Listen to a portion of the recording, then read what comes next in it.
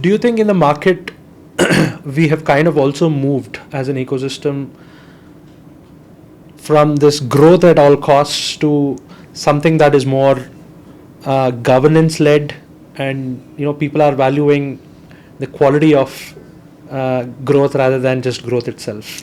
So I think again, I would blame the West for this. Okay. Because they got capital which was fairly consistent, long dated 15-year, 10-year endowment money. So they led the companies towards believing that growth is a prerogative and profits are not. COVID actually gave a lot of realization to even those allocators. And I'm sure in the US, I've at least seen a lot of them are questioning the valuations, the exits, etc., etc. But so that I think came from the West. When you see it in the context of the Indian ecosystem, I think Indians always believe in profits. अगर धंधा किया तो पैसे के लिए किया, वरना क्यों किया? That's generally the essence. So a lot of rethinking in a lot of our portfolio companies, in a lot of our venture capital companies, the fund companies. I think even the VCs now are directing them more towards break even and profitability versus earlier. Sure. When it wasn't the case. And I think one of the things that I keep thinking about is, at the end of the day, we are playing the game in a flat world, right? So there is always question of why is OpenAI not coming from India, or why is the next Google not being built in India? Of course, I think it's heartening to see what Sarvam is trying to do, or what Gyani is trying to do in the country.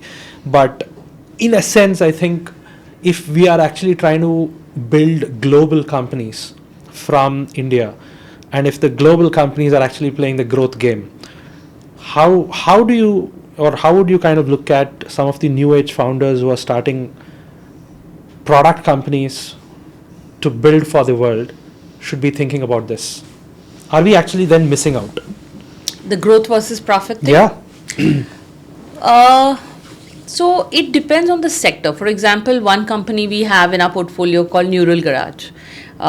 They are essentially a visual dubbing platform. IP is very, very, very close to them. Just for simplicity, I'll tell you what they do. They have been able to, they've been able to prove this technology in 4K resolution, which means that, if any of you have seen this movie War was shot in Hindi. Okay. Normally it's dubbed over, voice over. Yeah. But this technology can actually change the visual effects. So Hrithik Roshan is speaking in Telugu and his words are moving in Telugu, his sound is moving in Telugu, his voice is fully dubbed over in Telugu, so with the help of AI. So I'm saying that these companies are actually a moat in themselves. Now, if you try to say that profit first versus growth, it's not going to happen, because this company needs to have the growth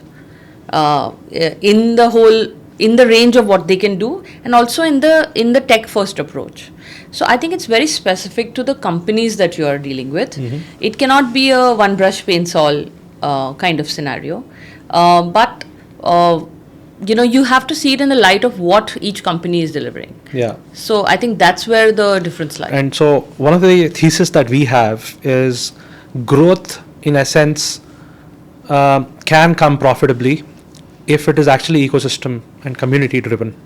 And of course, my partners Abhishant and Pankaj have done a lot of work in the last eight years in the fintech ecosystem. But equally, I think from your point of view, and people who are in your kind of vantage point as allocators, how do you kind of look at ecosystem clusters of whether it is financial services as a space, healthcare as a space? Are they going to be more verticalized solutions that are going to actually kind of see more growth, or is India actually in a position to do horizontal technology, which is not necessarily India only kind of stories? Are we actually at a tipping point where we are going to start seeing horizontals, which is...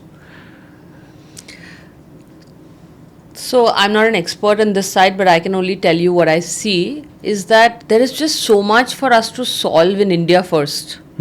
That I think entrepreneurs who at least I meet are looking to solve India first. Sure.